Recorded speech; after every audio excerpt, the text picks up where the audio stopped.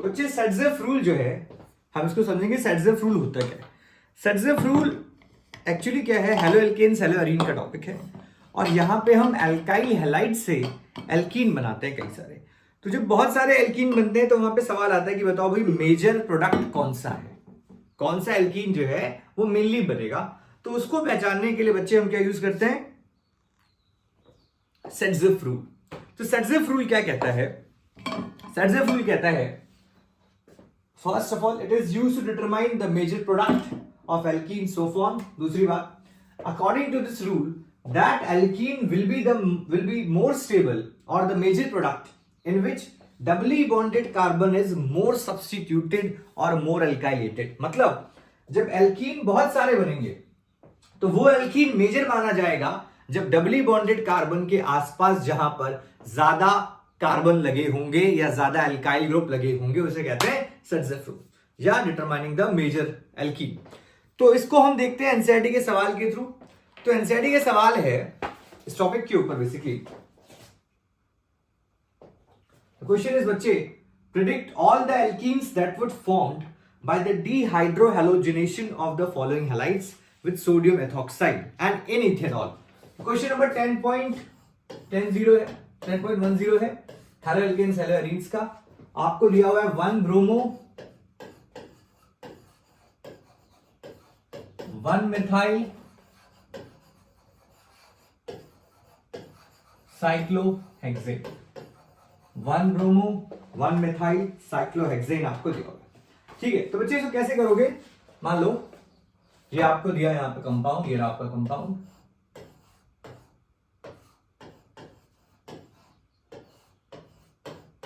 इसको देखो ऐसे लिखा है, this is 1 bromo 1 methyl cyclohexane.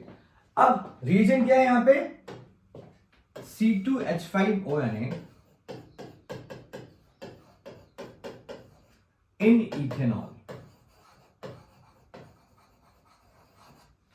बच्चे हम सबको पता होना चाहिए बहुत ही अच्छा बेस होता है, very strong base, sodium ethoxide कहते हैं इसको, इन इथेनॉल बहुत अच्छा बेस होता है। तो इसको देखकर Br डर जाता है और अपने इलेक्ट्रॉन लेके भाग जाएगा। तो ये नेगेटिव और ये कार्बन क्या हो गया, पॉजिटिव। तो आपने ध्यान रखना है कि जब भी हम एलिमिनेशन रिएक्शन करने जा रहे होते हैं या जब भी हम डीहाइड्रोहैलोजिनेशन रिएक्शन करने जा रहे होते हैं तो वहां पे जो इंटरमीडिएट है वो क्या बनता है, कार्बोकेटायन। ठीक है, तो देखो जिस कार्बन पे फंक्शनल ग्रुप लगा है इसका नाम क्या होगा यहाँ पे, अल्फा कार्बन। तो बगल वाला क्या हो गया, बीटा कार्बन। अब इसके बगल में कौन सा, ये भी है बीटा कार्बन, ये भी है बीटा कार्बन।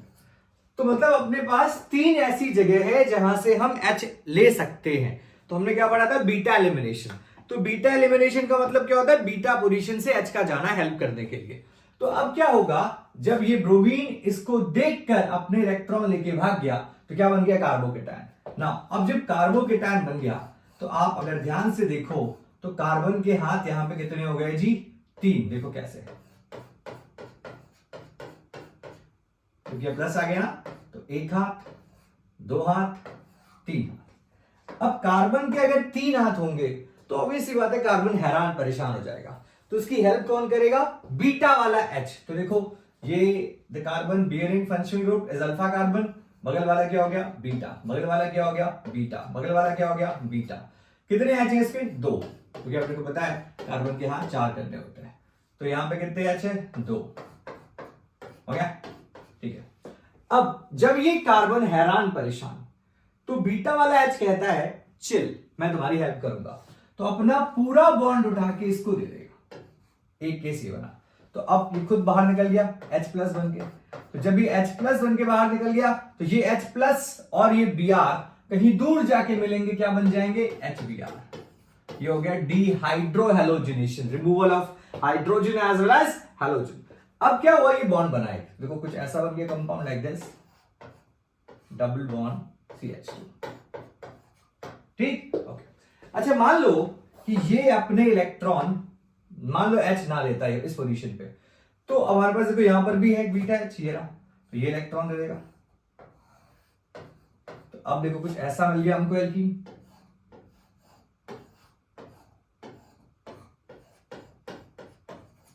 अच्छा मान लो ये हेल्प ना करे और लेट्स सपोज ये हेल्प कर देगा अगर, क्योंकि ये बीटा पोजीशन है, तो हमें कुछ ऐसा मिल गया एल्कीन।